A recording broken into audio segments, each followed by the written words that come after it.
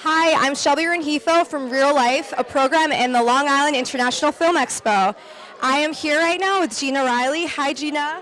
Hi, how are you today? I'm doing very well, thank you. And are you excited to be here? Oh my God, I'm actually honored to be here. It's just been a thrill with my film Danni, and to be part of the Long Island International Film Expo is certainly one on my bucket list. Yes, it's on a lot of people's bucket list for sure. So tell me a little bit about your film. Well, my film explores, it's a short film, and it deals with relationship addiction in a domestic violent relationship.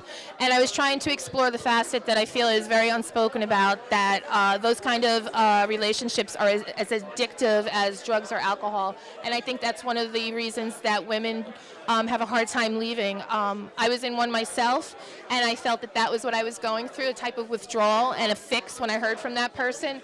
And I felt it was really never spoken about to me when I was trying to get help, so I wanted to try to explore that through the story. Yeah, I do feel it's very important because, people always say it's easier to stay, harder to leave. So it's definitely, yeah.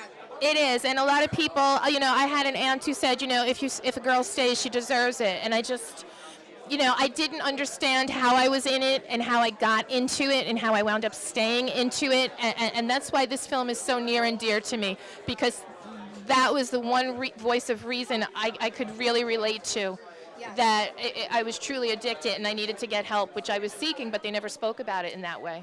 Yes, you were in it, but you got through it, and you turned something that was very ugly into a piece of art. So something beautiful that people are definitely going to be able to learn from and grow from. Exactly, and that's what I was hoping with the story, that if somebody else who's watching it is in the same situation and identifies with what I'm trying to explore and says, I understand that, maybe they can get the kind of help they need or what they think is missing in trying to break free of that relationship.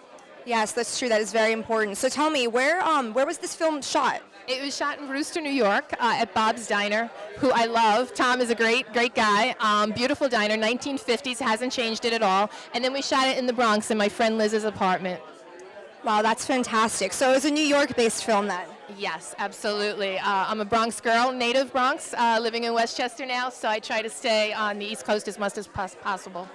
Wow, that's very great. And so tell me a little bit about your connection with the crew and the actors. How do you feel you connected to them to bring your story to life?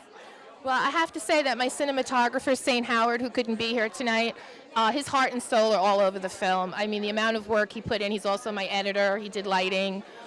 He went on every location with me, doing everything. So I'm giving him a big shout out and a big thank you.